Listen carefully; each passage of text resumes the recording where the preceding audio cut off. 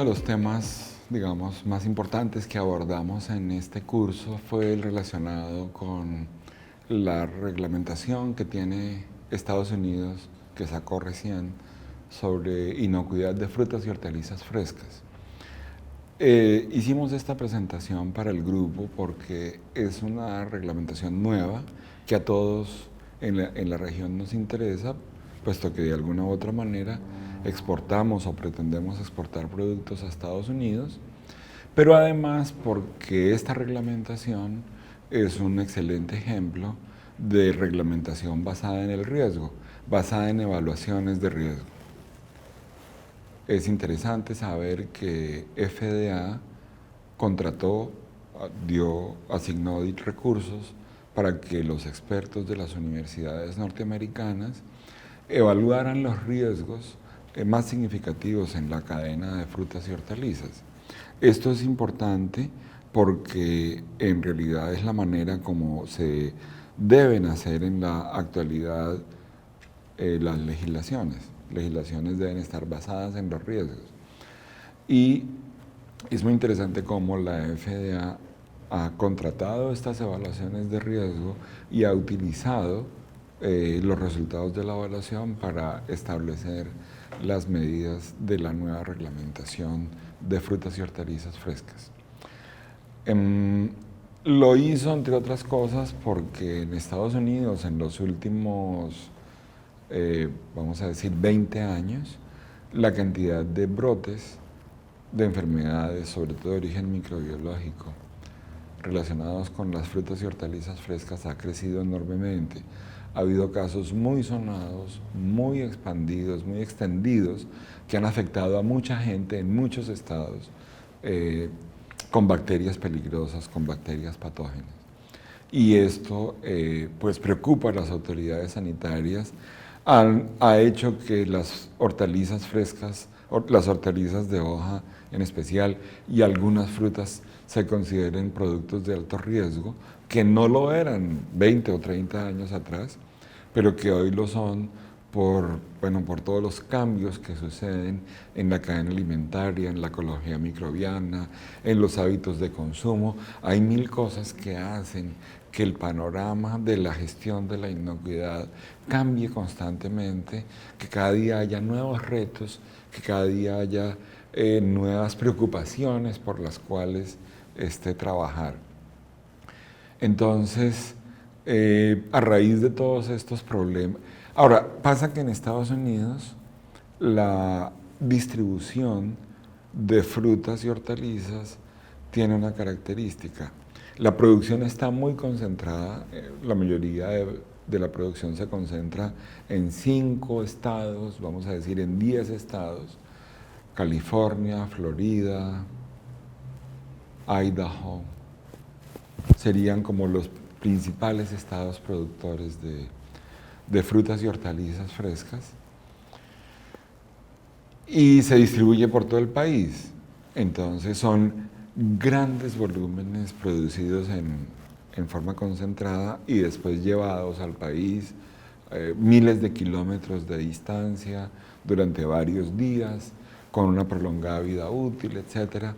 Este hecho de concentrar la producción y hacer grandes distribuciones y grandes consumos hace que los riesgos crezcan. Y de hecho sucede, y es claro, que con esta dinámica que tienen las cadenas alimentarias, la cantidad de brotes de enfermedades transmitidas por alimentos ha crecido.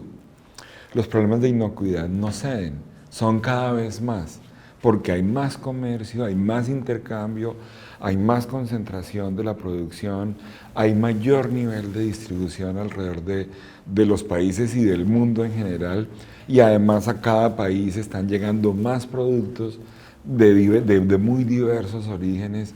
En fin, toda esta complejización de la distribución de alimentos hace que las cadenas productivas de todo presenten más riesgos y en general sucedan más problemas de inocuidad. Como decía al comienzo, una de las cadenas donde más ha crecido la preocupación y los problemas relacionados con la inocuidad es la cadena de frutas y hortalizas frescas.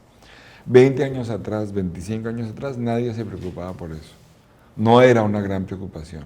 Pero hoy por hoy, después de todos estos problemas, pues la preocupación ha crecido y ha llamado la atención de la ciencia, de la industria y por supuesto de las autoridades regulatorias. Entonces, FDA pide a las universidades que hagan la evaluación de riesgos. Las universidades hacen la evaluación, los expertos académicos hacen las evaluaciones y encuentran cuáles son los principales factores de riesgo, las cosas que hacen que los productos se contaminen, por dónde se contaminan, con qué se contaminan, cuál es la ruta de ingreso de los contaminantes, qué pasa en la cadena que favorezca el crecimiento, que favorezca la distribución de estos contaminantes, qué caracteriza el consumo que hace que finalmente la gente se enferme por la presencia de esos microorganismos o de esos contaminantes. Y digamos que dentro de los hallazgos más importantes de las evaluaciones de riesgos está que el principal factor por el cual se contaminan las hortalizas de hoja, como decir las lechugas, acelgas, espinacas, repollo, que son de amplísimo consumo, es por las aguas de riego, por las aguas de uso agrícola principalmente. Es sobre todo el usar aguas de ríos o lagunas, en fin, aguas de fuentes superficiales, aguas contaminadas, lo que más trae microorganismos patógenos a los cultivos. Eso junto con las inundaciones, el desbordamiento de los ríos, de las quebradas, de las lagunas, contamina los alimentos. Y de allí ya entonces, en una cadena, por ejemplo, de lechugas o de repollos o de espinacas, los productos se contaminan en el campo y ya, por más que durante el proceso hay una etapa de desinfección, pues esa desinfección no es suficiente para eliminar todas las bacterias que adquirió y entonces esas bacterias llegan al consumidor final. Otra fuente importante son los animales alrededor de las plantaciones. Los animales, pues en sus heces fecales, producen microorganismos que van también a parar en los productos que se están cultivando. Pero la principal preocupación son las aguas de riego y las inundaciones y los desbordamientos de las fuentes superficiales. Entonces, el principal o uno de los principales puntos de interés de la reglamentación de la FDA es el agua de uso agrícola. Se han establecido prohibiciones, no se puede usar agua superficial sin tratamiento, hay que tener cuidado en los tratamientos, hay que monitorear la calidad del agua que se está usando para que el agua de riego no agregue patógenos a los productos. Además de eso, las evaluaciones de riesgo, digamos, encontraron otros factores que han sido abordados en la legislación. Uno es el uso de abonos orgánicos o lo que se llama mejoradores biológicos del suelo de origen animal, uso de estiércol de animales para abonar, para compostar. El uso de estos abonos es seguro siempre y cuando el compost tenga un tratamiento adecuado, pero si el tratamiento es inadecuado, los microorganismos presentes en las materias fecales pueden llegar al consumidor final. Entonces el manejo de los abonos orgánicos es muy importante. La producción orgánica es interesante, es buena para el ambiente, es buena para todos, pero los productores orgánicos deben tener mucho cuidado en la forma como hacen el compostaje, porque el compostaje puede ser fuente de contaminación bacteriana.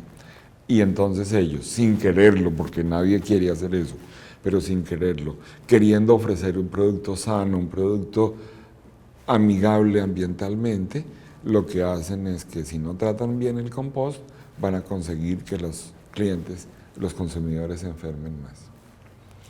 Otros factores identificados en esta regulación son los trabajadores. Los trabajadores también son fuente de contaminación, sobre todo cuando no tienen facilidades para lavarse las manos o instalaciones sanitarias en los cultivos, en las zonas de cosecha.